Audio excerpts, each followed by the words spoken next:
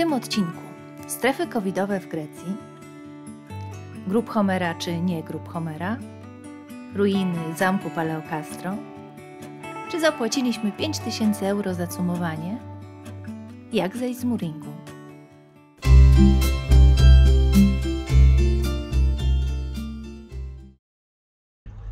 Jesteśmy na Wyspach Greckich w czasach wirusa, więc oczywiście jak wszędzie są obostrzenia. W Grecji całą listę, a właściwie mapę obostrzeń na wyspach można znaleźć pod adresem covid19.gov.gr. Wygląda to mniej więcej tak.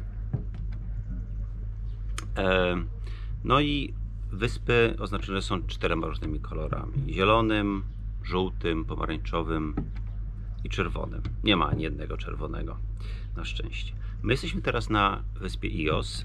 No i wyspa Ios jest oznaczona kolorem pomarańczowym, co oznacza, że nie można się przemieszczać od północy do 5 rano. Maskę trzeba nosić zarówno jak i wewnątrz w sklepach i pomieszczeniach, jak i na zewnątrz.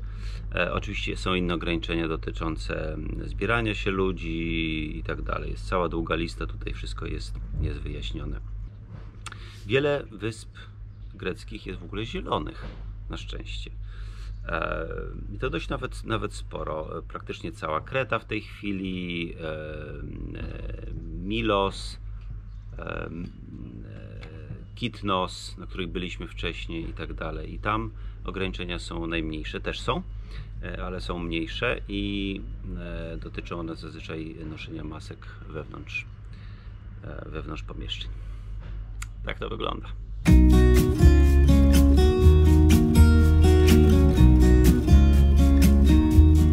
W agencji przy porcie wynajęliśmy samochód, za co zapłaciliśmy 25 euro i ruszyliśmy w drogę. Sama jazda przez wyspę to przygoda. W tym roku spotkaliśmy tylko kilka kóz, ale w zeszłym roku dzieliliśmy jezdnię z całym stadem. Pierwszy na naszej trasie jest grób Homera, położony na wzgórzu z widokiem na otaczające wody.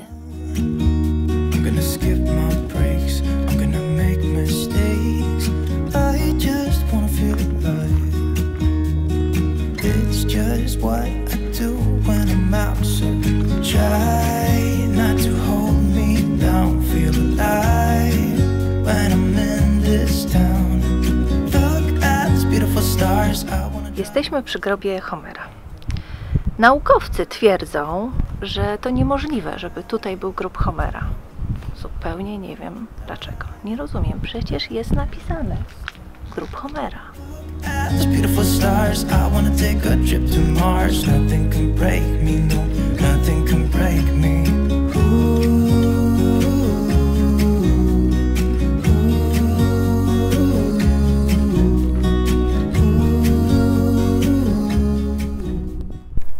Każda śmierć jest dramatyczna, ale śmierć Homera była wyjątkowo dramatyczna.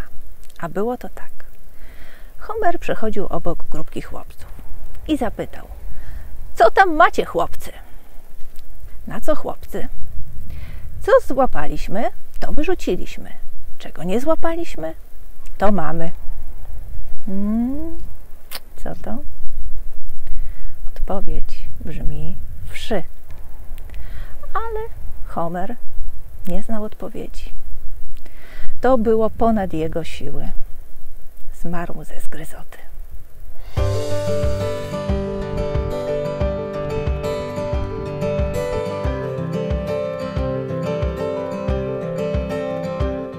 Następny punkt na naszej trasie to Paleokastro. Po drodze mijamy tablicę. Wjeżdżasz na niebezpieczną drogę, zwolnij do 20 km na godzinę. Trzeba też uważać, żeby nie przegapić zejścia do zamku. Kiedy wpisaliśmy w Google Maps Paleokastro, mapa wskazała punkt położony nieco dalej. Patrz na pobocze, zobaczysz tablicę z napisem Paleokastro. Zamek został zbudowany w 1397 roku. Miał bronić wyspy przed piratami. Nie ma już piratów i prawie nie ma już zamku. Droga do ruin jest wąska i prowadzi wzdłuż przepaści. Nie dla ludzi o słabych nerwach. A z oddali gdzieś z dołu dobiegają dzwonki kóz.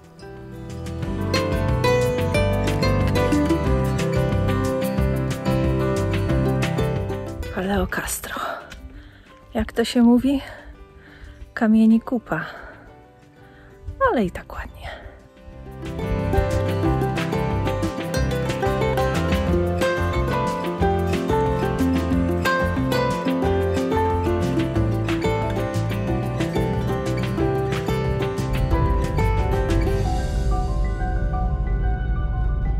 W IOS trzeba nosić maseczki również na zewnątrz. Wczoraj nie nosiliśmy, bo byliśmy poza miastem na Odrudziu. Pamiętam, jak kiedyś na jakichś wakacjach widziałam turystki z któregoś z krajów arabskich, całe okutane, tylko było widać oczy i one sobie robiły selfie. No, wtedy mnie to dziwiło. Cóż, na blogu napisałam, jak pisałam o IOS, napisałam, że tutaj się wiecznie gubimy. No i się zgubiliśmy właśnie. Sami się zgubiliśmy. No. W tych uliczkach nie da się odnaleźć. No, Google Maps nie pomaga. Chcemy gdzieś podejść pod górę do kościoła. No i próbujemy. Idziemy pod górę, koniec drogi, zawracamy. Idziemy pod górę, koniec drogi, zawracamy. No i tak próbujemy. No, to w drogę.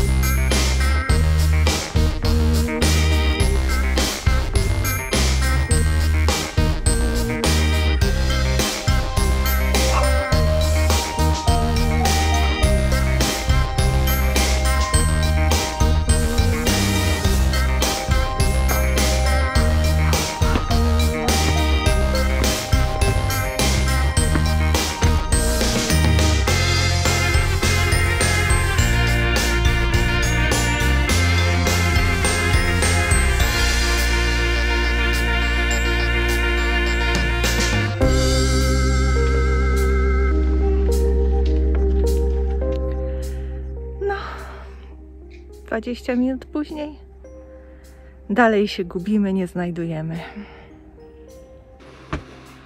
Nie. Nie tędy, prosto i w lewo. Pamiętam tą uliczkę. I pamiętam, że tak samo wchodziłem sprawdzać.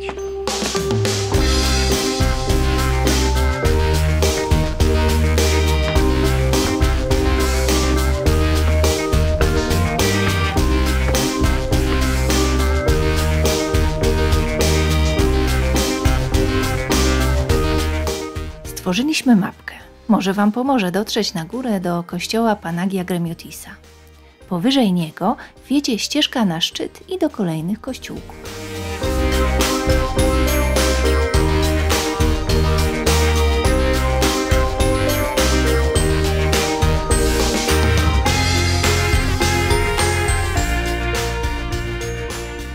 Dla mnie Grecja to jest przestrzeń. Zawsze przestrzeń. Na każdym kroku tu jest przestrzeń. Jak tego nie kochać?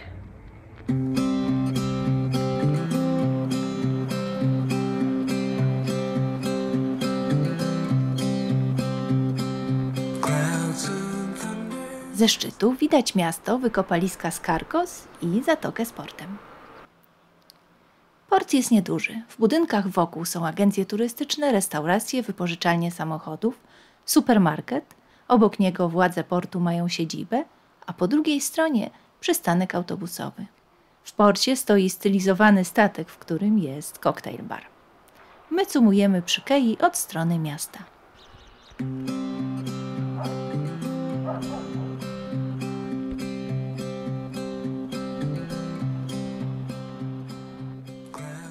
A wiecie, że cykady na cykladach Kora napisała po pobycie na wyspie Ios?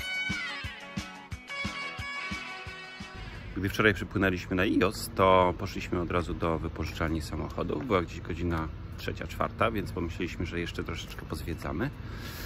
No i gdy przyjechaliśmy, no to dostaliśmy taką oto karteczkę, na której jest napisane, żeby koniecznie wnieść opłaty za port. No, bo jeśli nie, to 5000 euro. Od 8 do 18, więc zaraz zapłacę. Ale powiem szczerze, że pierwszy raz się spotykam z takim czymś, że przychodzimy na łódkę i jest taka karteczka przyszpilona, tak jak mandat. No, zdziwko. Chyba udało się w końcu znaleźć panią, która jest bardzo miła, ale która przyjmuje zapłatę za marinę. Może. Hello. I zaraz zapłacimy. Nawet nie chciała dokumentów, tylko pytała, jaka jest długość łódki. Zaraz zobaczymy, ile to kosztuje.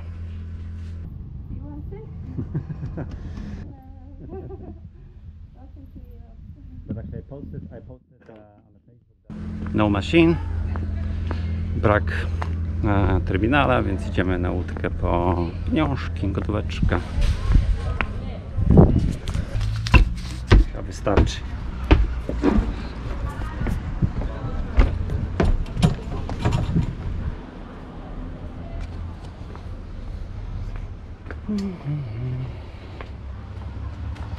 It's your paper, I'll just get your change. Thank you. Bye. Safe journey, Keller Tuxedo. Have a great day. Bye, you too.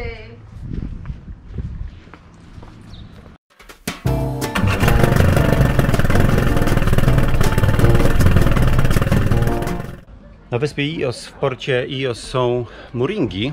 Może nie w najlepszym stanie, ale są. W związku z tym jest troszkę inaczej niż w reszcie Grecji, gdzie głównie króluje kotwica. Po to, żeby zejść z mooringu, no w zasadzie sprawa jest bardzo prosta. Puszcza się mooring i się odpływa. No ale trzeba strasznie uważać, bo czasem mooring może się wkręcić w śrubę, a tego bardzo nie chcemy. No bo jest wtedy poważny problem. Silnik staje, no i prawdopodobnie trzeba brać nurka, żeby zdejmował linę ze śruby, no i śruba też, i silnik, i wał może zostać uszkodzony, więc absolutnie fatalna rzecz. My z kolei tutaj jesteśmy na mooringach, no ale ten mooring nasz niestety biegnie prawie wzdłuż łódki, czyli blisko śruby, no więc w związku z tym to, co my robimy, będziemy szczególnie uważać, ale zwykle robimy tak, że najpierw włączamy silnik, zrzucamy mooring tak, żeby on zatonął, żeby nie było szansy, że dotknie śruby. No i wtedy powolutku ruszamy, oddając cumy. No więc taki jest plan na manewr. Dobra, ponieważ jesteśmy na dwóch cumach rufowych, możemy spokojnie jedną oddać, bo będzie nas trzymała jedna cuma i mooring. No najlepiej sprawdzić, jaki jest kierunek wiatru i oddać tę cumę na zawiecznej. No jest z lewej burty, w związku z tym oddamy najpierw prawą cumę po prawej burcie.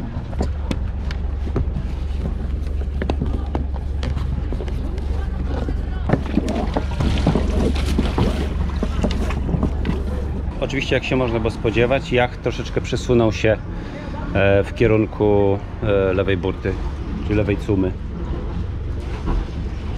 No dobra, i teraz Agnieszka rzuca mooring.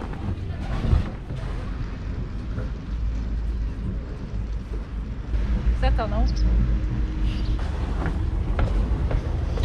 No, mooring zatonął, to teraz możemy spokojnie dać troszeczkę do przodu, no i luzować, zdjąć cumę.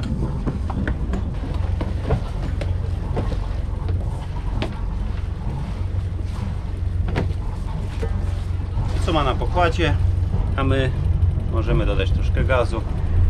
Bezpiecznie opuszczamy port.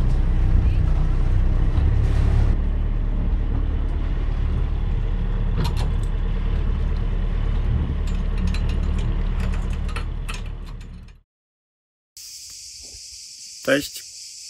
Cześć, hej. Hello. To my. Pływamy. Może nas zasubskrybujesz? To będziemy się widzieć częściej. To nam bardzo pomoże. Dzięki. Dzięki.